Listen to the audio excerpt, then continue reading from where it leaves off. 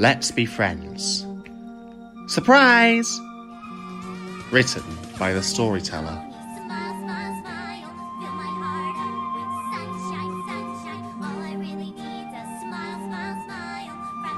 With a grunt, Jolly slammed the bedroom window shut.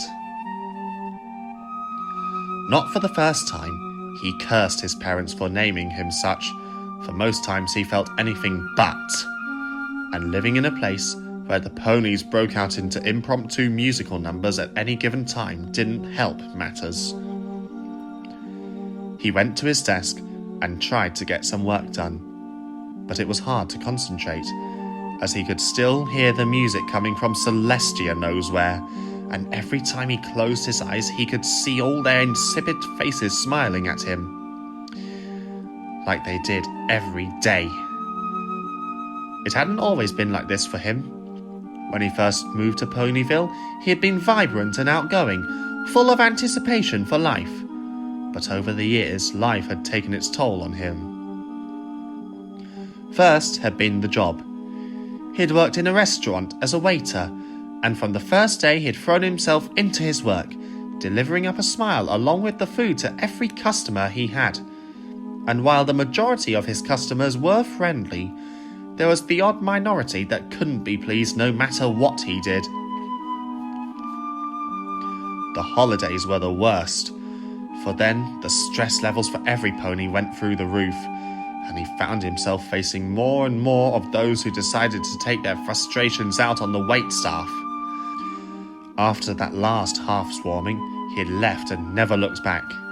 But even that had turned out to be a mistake, for he had left with no clear plan in place, and so had gotten behind on his rent until he had been able to find another job. That was when he'd learned that, behind the smiles, the majority of ponies were only nice to you so long as you lived up to their expectations. Like his landlady. She had been as pleasant as she could be while he was regular in paying, but once he got behind, he saw a side of her he didn't expect. Now, instead of smiles and asking about his day, she was sullen and rude whenever he spoke to her, which wasn't often. He did eventually catch up, but she was never nice to him again. Deep down, he knew that was his fault for being irresponsible enough to quit a job with no other one already in hoof, but it still rankled.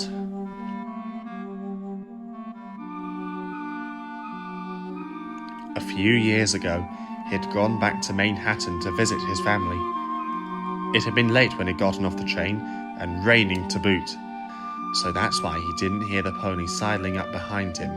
A gruff, "Give me your bits," and something sharp being pressed into his side were his only warning. He had frozen in terror, which the robber apparently didn't like, so he'd stabbed him. His scream probably saved his life, for it brought others to their windows and the robber ran off. But no pony came to his aid. They just shut their windows and doors and went back to their lives. He had collapsed on his parents' front step, and the next thing he'd known was waking up in hospital. While he had been grateful to his parents, he was never again inclined to visit them, not for some time.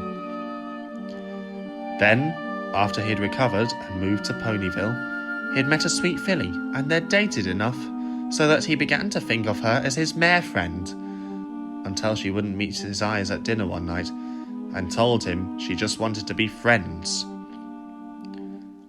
The problem with that was he'd met her at the new job and had gone against his father's advice to never get your honey where you get your money, and asked her out. After that dinner, he knew he couldn't work next to her anymore, so he found what turned out to be his present job before quitting that one. It had been the longest 2 weeks of his life. Now, here he was, stuck in a job he hated, with no special sun pony, and every pony else constantly smiling at him. Especially that pink pony. She was the worst of the lot, for she was always trying to engage him in some stupid party or a picnic or some such. At first, he thought she was hitting on him, until he found out later she was like that with every pony in town. How can one pony be friends with the entire population? He wasn't buying it. He'd politely refuse her invitations, but she just wouldn't quit. So he only left his apartment when it was absolutely necessary, and even then he scouted around each corner, trying to spot her before she did him. It seldom worked, for many times he had been on some familiar street without a glimpse of Pink anywhere, when suddenly she'd appear behind him. It never failed to give his heart a jolt, and he'd always stay jumpy for the rest of that day's shopping until he got himself home and safely locked behind his door. Soon, Celestia's sun set, and so he decided to call it an early night and try to get some sleep. The boring report he was working on would just have to wait. After crawling into bed, he turned out the light and was just drifting off to sleep when he felt something was just wrong. He reached over and turned on the lamp. When he did, he nearly jumped out of his skin. There, at the end of his bed, stood Pinky. "What are you doing in my bedroom, you crazy pink menace?" Pinky's smile never wavered as she said, "I didn't see you in town today. Are you feeling all right?" "I'm fine. At least I was until you showed up. Get out of here!" As she turned to go, he added, "Wait! How did he get in here?" "Through the front door, silly." He stared at her. "That's impossible. I know I locked it." Pinky's smile grew even wider as she said, "No door can keep me from my friends." He grit his teeth as he replied, "Listen, let's get one thing straight. I'm not your friend. I'm never going to be your friend. Now leave me alone and get away from me." Pinky's smile faltered as her mane lost its poofiness. In a small voice, she said, "Never?" "Never! Now get out before I call the cops on your crazy self." She stared at him. Then her smile returned. "We'll see." With that, she turned and left his bedroom.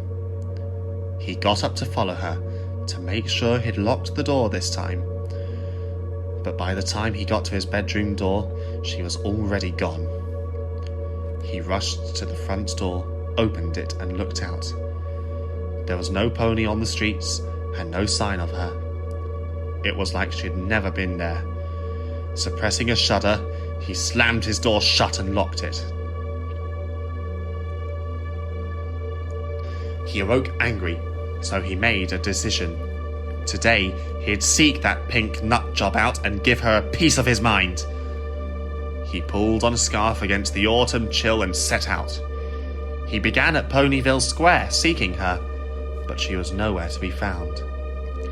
Then, he realised she was probably at Sugar Cube Corner, so that was his next stop. Mr. Cake greeted him jovially as he stepped inside. "Welcome to Sugar Cube Corner. What can I get you?" Jolly looked around behind the counter before saying in a terse voice, "I'm looking for Pinky." Frowning at his tone of voice, Mr. Cake replied, "She's out at the moment. Is there something I can do for you?" Johnny scowled at him and said, "Yes, there is. You can tell her to leave me the hell alone. She broke into my house last night and pestered me, just like she's pestered me every day I've lived here. I'm sick of it." Mr. Cake looked startled and said, "Broke into your house? That doesn't sound like Pinky. She can be a little eccentric, but I've never heard of her doing a thing like that." Johnny took a menacing step forward and growled, "Are you calling me a liar?" Mr. Cake stared at him for a moment, smiled, then said, "Why don't you want to be her friend?" Johnny took an involuntary step back, thoroughly creeped out by the Earth Pony's response. After a moment, he found his voice. "Just tell her to stay away from me." The smile never left Mr. Cake's face as Jolly turned and made his way out of the shop. Once outside, he turned and looked back into the shop, still unsettled by Mr. Cake's reaction. Then he shook his head and continued on his way. That pink menace had to be around town somewhere. He had only to find her. After about an hour, he finally gave up and started back to his house. Figures. The one day I need to find her, she's nowhere around. Then another thought occurred to him. Maybe she's actively avoiding me. After last night's break-in, she has to know I'm pissed at her. He nodded to himself. That was the answer.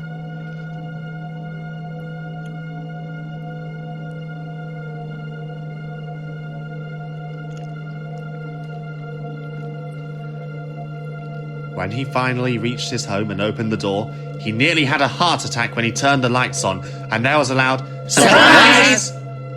from all the ponies that had jammed themselves into his living room. At the head of the procession, holding a cake and wearing a ridiculous party hat, was her.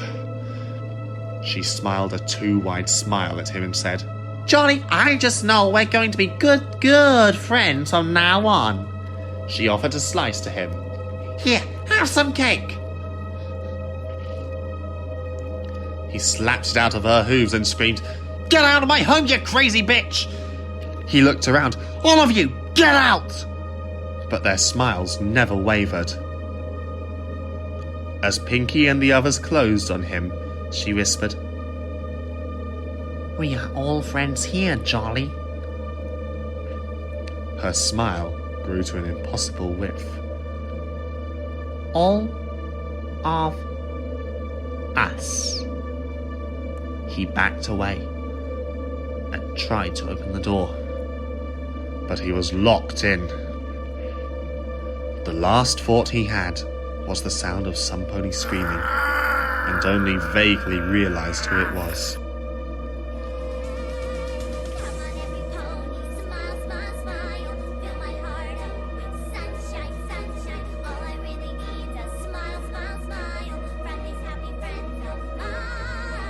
Come on every pony, smile, smile, smile. Fill my heart up with sunshine, sunshine. All I really need's a smile, smile, smile from these happy friends of mine.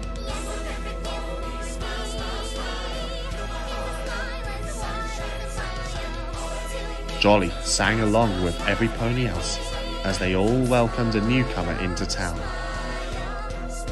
It's great to be friends. Ha ha ha ha.